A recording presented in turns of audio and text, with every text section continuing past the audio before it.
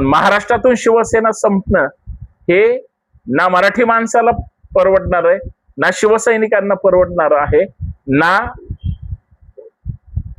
तुम्हाला सुद्धा. ज्यावेळेस महाराष्ट्र संकटात येईल त्यावेळेस हीच माणसं रस्त्यावर उतरतात, हीच माणसं संघर्ष करतात, हीच माणसं लढतात. आज ते संकटात आहेत, त्यांना जाणीवपूर्वक संकटात आणलं जातं का? सगळे गप्प आहेत. जे शिवसेना प्रमुखांच्या पाठीत खंजीर खुपसतील, शिवसेनेसोबत आणि शिवसैनिकांसोबत गद्दारी करतील, त्यांना आम्ही ठोकून काढणार, सोडणार नाही, रस्त्यावर फिरू देणार नाही, ही पूर्वीची स्टाईल आहे. कालचे, आजचे किंवा उद्याचे कुठलेही शिवसैनिक असू द्या, उद्धव ठाकरेंनी आता फक्त आदेश देणं गरजेचं. शिवसैनिक स्वतःचा कधीच विचार करत नव्हते, आदेश दिलाय ना. शिवसैनिकांनी पूर्वीचा जर काळ आठवला, मला माहितीये, फक्त छत्रपती शिवाजी महाराज या एका नावापोटी, प्रेमापोटी मावळे रस्त्यावर उतरायचे, हवा टाईट करून टाकायची, ती गरज आहे आज. आणि ती जर आता नाही झालं ना, उद्धव ठाकरे साहेब, तुम्ही, तुमचा मुलगा किंवा मातोश्री एवढी शिवसेना राहील. शिवसैनिकांना तसं नको. उद्धव ठाकरे दोनदा पक्ष फोडलाय, आक्रमक का होत नाहीत? जी शिवसेना लोकांसाठी लढायची, शिवसैनिक शिवसेनेसाठी केसेसचा कधी विचार केला नाही, फक्त संघर्ष करायची. म्हणजे मी बऱ्याच ठिकाणी वाचलं सुद्धा की ज्या काळात शिवसेनेचं अस्तित्व काहीच नव्हतं, त्या काळात या महाराष्ट्रामध्ये डाव्यांचं सरकार होतं, त्या काळामध्ये शिवसेना इतकी लढली, म्हणजे साधारणतः 67चा वगैरे काळ असेल, 72-73 पर्यंत 7-8 वर्ष शिवसेना संघर्ष करत होती. पण बाळासाहेब ठाकरेंनी असे शिवसैनिक तयार केले होते की जे ताकदीनं लढायचे. शिवसैनिकांना फक्त आदेश असायचा, ते स्वतःचं डोकं चालवत नव्हते. जर बाळासाहेब ठाकरे साहेबांना वाटत असेल किंवा वाटलं की हा आपल्याशी गद्दारी करतोय, ते फक्त म्हणायचे याला बघा रे. तोपर्यंत शिवसैनिक त्याचा राष्ट्रीय कार्यक्रम करून यायचे. तो परत ज्यावेळेस रस्त्याने फिरायचा कुठल्या कार्यक्रमात, घाबरत जगायचा. आणि नंतर तो राजकारणात दिसायचाच नाही, कुठल्या सामाजिक कार्यात सुद्धा दिसायचा नाही. काळ बदलला, हळूहळू शिवसेना सामाजिक संघटना ही नंतर राजकीय पक्षामध्ये रूपांतर केलं.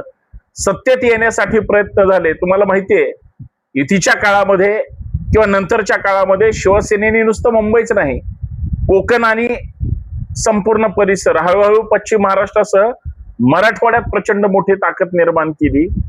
आणि बघता बघता शिवसेनेमध्ये सर्वसामान्य शेतकरी, कष्टकरी, कामगार, शेतमजूर अशी माणसं जी हातावर पोट असायची, कोणी रिक्षा चालवतं, कोणी सिक्युरिटी मध्ये, कोणी टपरी चालवतं, कोणी जनावरांच्या मागे आहे, कोणी शेळ्या चारतोय, कोणी शेतात काम करतोय, ही लोक शिवसेनेची ताकद. ती लोक ज्या पद्धतीनं मोठी झाली, शिवसेनेनी, बाळासाहेब ठाकरेंनी थेट विश्वास, नादच खोळा, इतकी मोठी झाली शिवसेना, ती शिवसैनिकांनी केली. आणि इतके शिवसैनिक ताकदीचे मोठे झाले. पण शिवसेना मोठी करण्यासाठी, शिवसेना प्रमुखांना मोठं करण्यासाठी, शिवसेनेला मोठं करण्यासाठी ज्या शाखेनी किंवा ज्या शाखेतून शिवसैनिक जोडले गेले, जी शाखा मोठी झाली, त्या शाखेमुळे शिवसेना सगळीकडे टिकली. नुसती टिकली नाही, सत्तेत आणण्यापर्यंत काम केलं. त्या शिवसैनिकाला कधी बाळासाहेब ठाकरेंनी वाऱ्यावर सोडलं नाही. शिवसैनिक स्वतःचा कधीच विचार करत नव्हते. आदेश दिलाय ना, दहशत होती शिवसेनेची. पण त्यासाठी शिवसेना मोठी करण्यासाठी अंगावर केसेस घेतल्या, रस्त्यावर संघर्ष केला. काही जण, कित्येक शिवसैनिक हे शिवसेनेसाठी शहीद झाले. विसरू नका तो काळ. कित्येक शिवसैनिकांचे कुटुंब उघड्यावर आले. बाळासाहेब ठाकरेंनी सगळ्या शिवसैनिकाला मुलासारखं वागवलं. आणि गोष्ट खरी आहे, प्रतिनिधित्व कुणाला दिलं, मी बऱ्यापैकी माहिती घेतली त्यावेळेस माझ्या लक्षात आलं, आणि बरीच लोक चर्चा सुद्धा करतात की ती शिवसेना, ते बाळासाहेब ठाकरेंची ताकद तेच रक्त आहे ना उद्धव ठाकरे. उद्धव ठाकरे जर पक्षप्रमुख असतील, उद्धव ठाकरेंच्या नेतृत्वाखाली शिवसेनेची सूत्र हातात घेतली, 60-65 वर्ष, आता उद्या त्यांचा काय वर्धापन दिन वगैरे आहे. जर बाळासाहेब ठाकरे ज्या भाषेत आणि ज्या स्टाईलनं शिवसेना चालवायचे, उद्धव ठाकरे साहेब, आता मला असं वाटतं या भारताचं संविधान उद्देशिका माझ्या पाठीशी आहे. याचा अर्थ, मला त्याचा अर्थ ही माहिती आहे आणि त्याच्यात किती ताकद माहिती आहे. साम दाम दंड भेद, परत एकदा शिवसैनिक तुम्ही जागृत केले पाहिजे. तुमचा फक्त आदेश पाहिजे त्यांना. मला प्रामाणिकपणे वाटतं की शिवसेनेच्या कुठल्याही मोर्चात, मेळाव्यात ज्येष्ठ नागरिकांची संख्या बहुतांश असते, कारण हीच सगळी मंडळी तारुण्यात सुरुवातीच्या काळात शिवसैनिक म्हणून हातात भगवा घेऊन लढलेली आहे. भले ते आज रस्त्यावर संघर्ष करणार नाही, पण त्यांच्यावर गुन्ह्याची मालिका जर वाचली, भयानक आहे. उद्धव ठाकरेंना, त्या शिवसैनिकांना, कालचे, आजचे किंवा उद्याचे कुठलेही शिवसैनिक असू द्या, उद्धव ठाकरेंनी आता फक्त आदेश देणं गरजेचं आहे की तुम्ही आता बास करा. जे काल बोलले ना त्यांचे प्रवक्ते की आता आम्ही सुट्टी देणार नाही, जे जे गद्दार आहेत, जे जे शिवसेना प्रमुखांच्या पाठीत खंजीर खुपसतील, शिवसेनेसोबत आणि शिवसैनिकांसोबत गद्दारी करतील, त्यांना आम्ही ठोकून काढणार, सोडणार नाही, रस्त्यावर फिरू देणार नाही. ही पूर्वीची स्टाईल आहे. मी ज्यावेळेस पहिल्यांदा शिवसेना फुटली त्यावेळेस सुद्धा म्हणायचो, माझ्या जुन्या व्हिडिओ काढून बघा, महाराष्ट्रातला प्रत्येक शिवसैनिक माझ्या व्हिडिओची वाट पाहत असायचा. हे मी का सांगतोय? कारण तो शिवसैनिक मरगळलेल्या अवस्थेत आहे. आज शिवसैनिक संघर्ष करत नाही. जे जे स्वार्थी, लबाड आणि ज्यांना काहीतरी पाहिजे तेच सगळ्या नेत्यांच्या आसपास असतात. पण निष्ठावंत शिवसैनिक फक्त फोटो किंवा व्हिडिओ किंवा पेपरमध्ये किंवा एखाद्या मोठ्या मेळाव्यात बघूनच ठाकरेंना ते खुश होत असायचे. का ठाकरेंवर एवढं प्रेम करतात? कारण महाराष्ट्राने त्यांना जीव लावलाय आणि त्यांनी महाराष्ट्राला जीव लावलाय. एकदा नाही, दोनदा शिवसेना फोडली गेली. म्हणजे पहिले 40 आमदारांची आणि काही खासदारांची, आता 6 खासदार पळवले. शिवसैनिकात जर हिंमत असेल आणि खरंच शिवसैनिक असतील किंवा ते जर त्या ताकदीचे असतील, असं माझं मत आहे, महाराष्ट्रात कुठलाही प्रादेशिक पक्ष असू द्या, मराठी माणूस ही महाराष्ट्राची अस्मिता आहे. आणि भले आपले विरोधक असतील, माझे विरोधक असतील शिवसैनिक, शिवसेना वगैरे, पण ज्यावेळेस महाराष्ट्र संकटात येईल त्यावेळेस हीच माणसं रस्त्यावर उतरतात, हीच माणसं संघर्ष करतात, हीच माणसं लढतात. आज ते संकटात आहेत, त्यांना जाणीवपूर्वक संकटात आणलं जातं. का सगळे गप्प आहेत? शिवसैनिकांनी पूर्वीचा जर काळ आठवला, मला माहितीये, फक्त छत्रपती शिवाजी महाराज या एका नावापोटी, प्रेमापोटी मावळे रस्त्यावर उतरायचे, हवा टाईट करून टाकायची. ती गरज आहे आज. आणि ती जर आता नाही झालं ना, उद्धव ठाकरे साहेब, तुम्ही, तुमचा मुलगा किंवा मातोश्री एवढी शिवसेना राहील. शिवसैनिकांना तसं नकोय.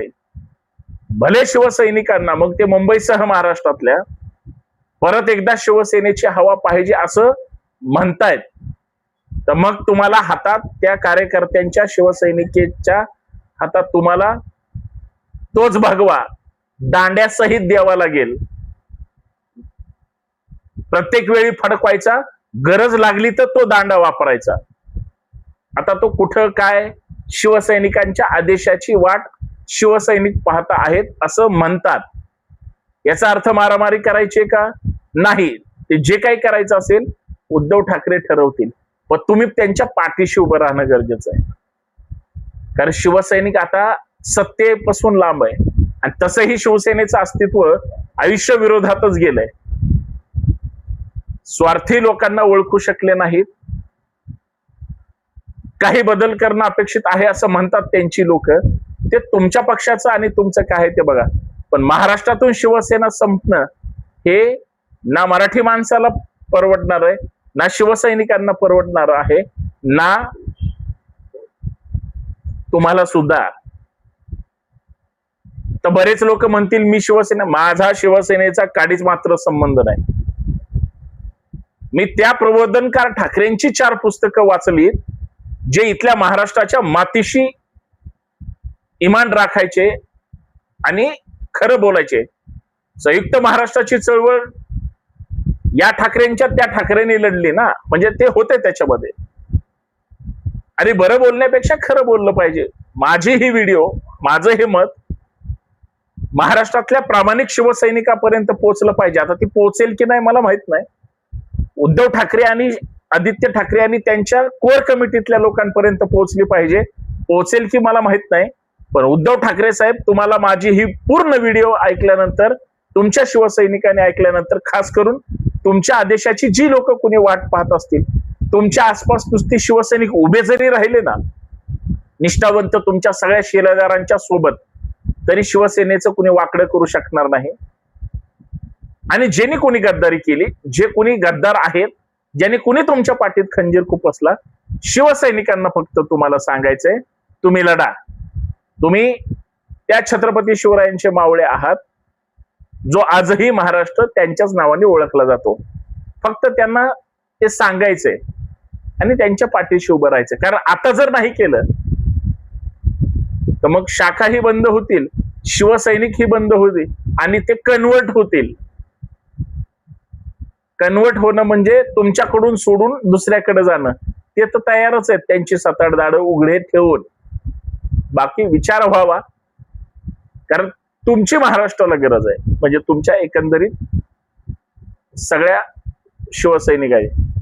बाकी 288 मध्ये हे सत्ताधारी बाजूला सोडले तर बाकी सगळे घ्या की वाटून. पण आता काहीतरी करणं गरजेचं आहे, अन्यथा नाही, असं लोकांचं म्हणणं आहे महाराष्ट्रातल्या. मी आतापर्यंत जे काही बोललोय हे महाराष्ट्रातल्या सर्वसामान्य लोकांची इच्छा आहे. कारण जेवढ्या शिवसैनिकांनी, कारण खास करून माझे काल परवाचे व्हिडिओ काही जवळच्या लोकांना पटले, आवडले. मी शिवसेनेचा अजूनही सांगतो समर्थक नाही, ते लोकही मला कदाचित ओळखत नाहीत. पण मी एवढं मात्र नक्की सांगतो, ते जे शिवसैनिक सांगत होते की आता उद्धव ठाकरे साहेबांनी फक्त आदेश देणं अपेक्षित आहे, चर्चा करणं गरजेचं आहे, महाराष्ट्रात दौरा करणं अपेक्षित आहे, झोपलेल्याला जागा करायचंय, जागा असलेला उठवायचंय आणि उठल्यांना जे उभे आहेत, जे उठलेले आहेत, त्यांना चालायला लावायचंय. चालणाऱ्यांना हातात भगवा घेऊन झेंडा आणि दांडा आता विचाराचा ठेवून फक्त लढायला लावायचे, पळायला लावायचे. म्हणजे ते वाघ परत जागे होतील. अन्यथा आमदार फुटले, खासदार फुटले, तुम्हाला सत्तेतून पाडलं.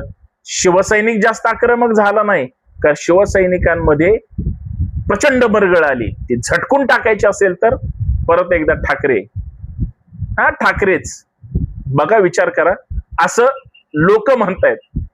ते माझ्याशी चर्चा करत होते म्हणून मी फक्त माझ्या शब्दातून व्यक्त झालो.